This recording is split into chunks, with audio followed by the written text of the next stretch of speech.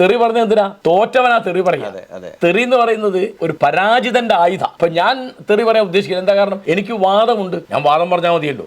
എന്നോട് വാദിച്ച് തോൽക്കുമ്പോഴാണ് ഒരാൾ എന്നെ തെറി പറയുന്നത്. എന്നെ ആരും തെറി പറഞ്ഞിട്ടല്ലോ പറയുന്നത്, ഞാൻ മനസ്സിലാക്കാൻ വേണ്ടി പറയുന്ന. അപ്പോ ഈ തെറി പറയുക അല്ലെങ്കിൽ ഈ നികൃഷ്ടമായ ഭാഷ ഉപയോഗിക്കുക എന്ന് പറയുന്നത് നിങ്ങളുടെ പരാജയ ഭീതിയിൽ നിന്നും നിങ്ങളുടെ അധമ മനോഭാവത്തിൽ നിന്നും വരുന്ന. നിങ്ങൾക്ക് അന്തസ് ഉണ്ടെങ്കിൽ വേറൊരാളുടെ അന്തസ് നിങ്ങൾ അംഗീകരിക്കും. ആണല്ലോ. അപ്പൊ നിങ്ങളെ ഒരാൾ നായിന്റെ പണിയെന്ന് വിളിക്കാൻ പാടില്ലെങ്കിൽ നിങ്ങൾ ഒരാളെ നായിന്റെ പണിയെന്ന് വിളിക്കൂല. നിങ്ങളെ തെണ്ടിന്ന് വിളിക്കാൻ പാടില്ലെങ്കിൽ നിങ്ങൾ തെണ്ടിന്ന് ഒരാളെ വിളിക്കൂല. നിങ്ങൾ പോടാ പട്ടി എന്ന് നിങ്ങളോട് പറയാൻ പാടില്ലെങ്കിൽ നിങ്ങൾ വേറൊരാളോട് പോടാ പട്ടി എന്ന് പറയില്ല. ഇതൊക്കെ നമ്മൾ ചാനൽ ചർച്ച കേൾക്കുന്നതാണ്. നമ്മുടെ മലയാളികളായ പല പാർട്ടിയിലും പെട്ട ആളുകൾ ചാനൽ ചർച്ചയിൽ ഇപ്പൊ ഇതിനേക്കാൾ ഭീകരമാണ് ഫേസ്ബുക്കിലും വാട്സപ്പിലും ഒക്കെ. കമന്റ് പിന്നെ അതിൽ ഒളിച്ചു എന്ന് പറയാം. ഇപ്പൊ ചാനൽ ചർച്ചയിൽ ആരാണ് എന്താന്ന് ആദ്യം എഴുതി കാണിക്കുമല്ലോ. ഇന്ന പാർട്ടിക്കാരനാണ്, ഇന്ന പേരുകാരനാണ്. ഇത് ഫേസ്ബുക്കിൽ അങ്ങനെ ഇല്ല, യൂട്യൂബിൽ അങ്ങനെ ഇല്ല, വാട്സാപ്പിൽ അങ്ങനെ ഇല്ല. നവമാധ്യമങ്ങളിലൊക്കെ നിങ്ങൾക്ക്